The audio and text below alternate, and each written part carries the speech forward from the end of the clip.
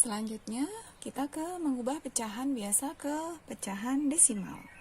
Nah, pecahan biasa ini kita ambil contoh pecahan yang sederhana, misalnya 2/5. 2/5 cara pertama bisa kita gunakan dengan mengalihkan pembilang dan penyebutnya dengan bilangan yang sama. 2/5 ini akan kita ubah ke pecahan desimal. Yang pertama adalah kita kalikan dengan bilangan yang sama sehingga dihasilkan pecahan biasa yang penyebutnya adalah bilangan-bilangan persepuluhan, yaitu 10 atau 100 atau 1000 dan seterusnya. Misalnya kita ambil yang paling dekat dengan 5 adalah 10.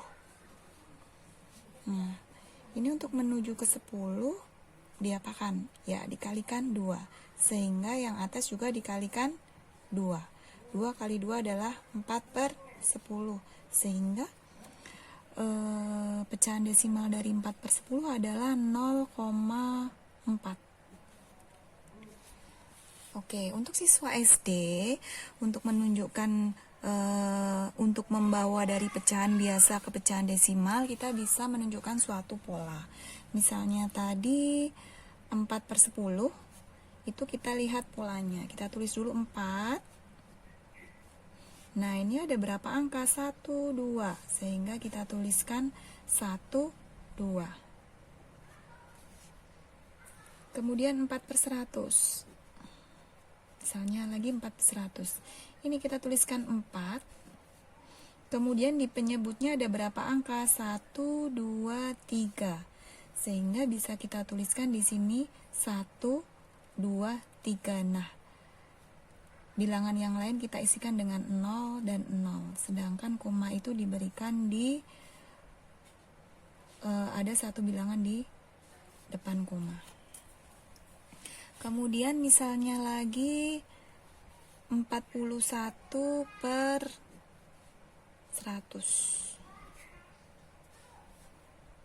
41/100. 41 kita tuliskan 41. Kemudian kita hitung penyebutnya 1, 2, 3. 1, 2, 3. Koma. Misalnya ada bilangan komanya di pembilangnya. Nah, apabila ada bilangan komanya, kita tuliskan 41,4. Kemudian yang kita perhatikan adalah yang di depan koma. Yang di belakang koma tidak usah kita perhatikan. 41. Kemudian kita hitung angka di penyebut 1, 2, 3. 1, 2, 3. Yang koma ini menjadi hilang. Nah, begitu cara menentukan bilangan desimal dengan melihat polanya. Oke, ini tadi cara pertama. Kemudian cara yang kedua. Cara yang kedua bisa menggunakan cara membagi pembilang dengan penyebutnya. Misalnya 2/5 tadi. Bagaimana caranya kita bagi? Biasanya kita menggunakan cara porogapit. 2 dibagi 5. 2 dibagi 5 tidak bisa, sehingga kita memerlukan bilangan lain sehingga dia bisa dibagi. Jadi misalnya 2 dibagi 5 tidak bisa, kita kasih 0 supaya bisa dibagi, diberi nilai 0. Kemudian diberi angka 0 maksudnya. Kemudian kita bagi 20 dibagi 5 sudah bisa, sudah. 20 dibagi 5 4. 5 kali 4 20, kemudian kita kurangkan 0, berarti selesai. Sehingga jawabannya adalah 0,4. Oke, ini tadi cara mengubah pecahan biasa ke pecahan desimal. Kemudian selanjutnya kita akan menuju ke pecahan biasa ke pecahan persen. Nah, seperti kita ketahui bahwa mengubah pecahan biasa ke persen. Nah, untuk mengubah pecahan biasa ke persen itu hampir sama dengan pecahan biasa ke desimal untuk cara yang pertama.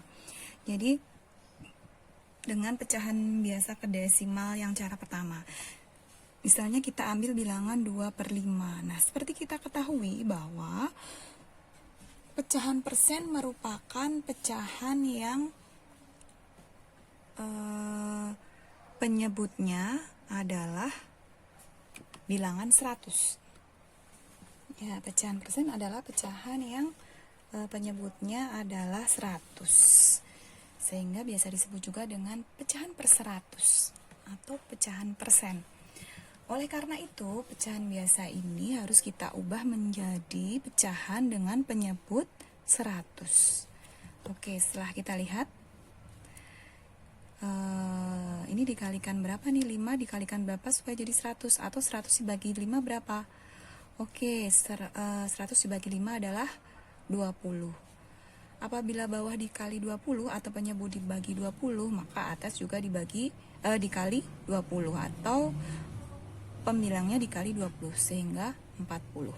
Sudah, ini langsung bisa kita tentukan bahwa pecahan dari 2/5 sama dengan 40%.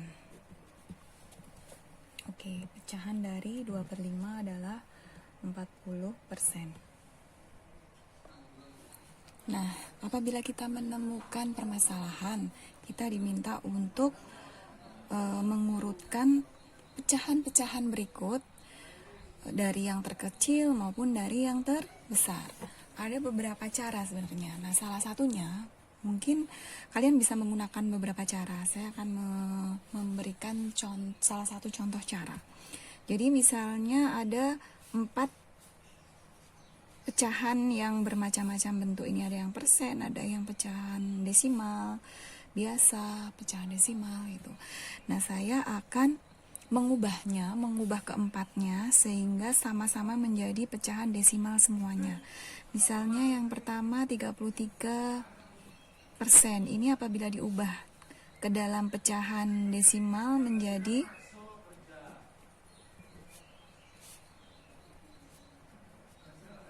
0,33. Kemudian 3,33 ini apabila diubah menjadi 3,33. Kemudian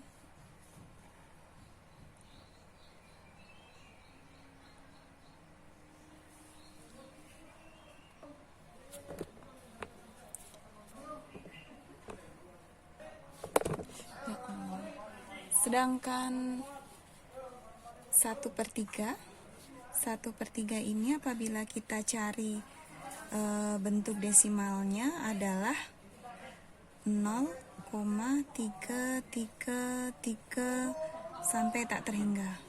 Kemudian yang terakhir ada bilangan 0,333.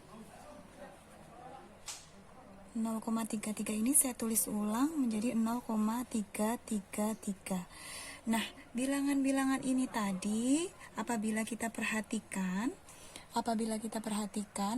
kita dapat membuat batasan bilangan di belakang koma. Jadi di sini terlihat bilangan yang paling panjang. Bilangan yang paling panjang misalnya adalah kita tentukan ini bilangan yang paling panjang sehingga kita bisa membuat batasan bilangan di belakang koma sampai sini sampai 1, 2, 3, 4 kita bikin batasan.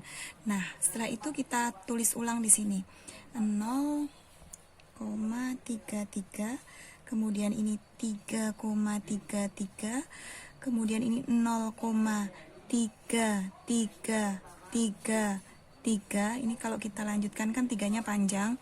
Kemudian yang ini 0,333 3, 3, 3. Oke, setelah itu karena ini batasan kita sampai di sini, sampai 4 digit di belakang koma, sehingga kita bisa lengkapi dengan 0. Kemudian ini 0, kemudian ini 0. Nah, kita akan mendapatkan bilangan baru. Bilangan barunya yaitu berapa? Yaitu ini. Kita bisa tulis ulang, misalnya semuanya kita kalikan dengan 10.000 itu, ini menjadi, misalnya kita hilangin ya, 3.300, kemudian 33.300, kemudian ini menjadi 3.333, yang ini menjadi 3.330. Nah, akan terlihat sekarang bilangan mana yang paling besar dan bilangan mana yang paling kecil. Bilangan yang paling besar ini 33.300. Bilangan besar setelahnya mana lagi? Ini. Bilangan besar setelahnya lagi mana? Ini. Yang paling kecil mana? Ini. Nah, sehingga kita akan lebih mudah untuk mengurutkan bilangan mana yang paling kecil atau yang paling besar. Yaitu caranya dengan menentukan kebilangan desimal.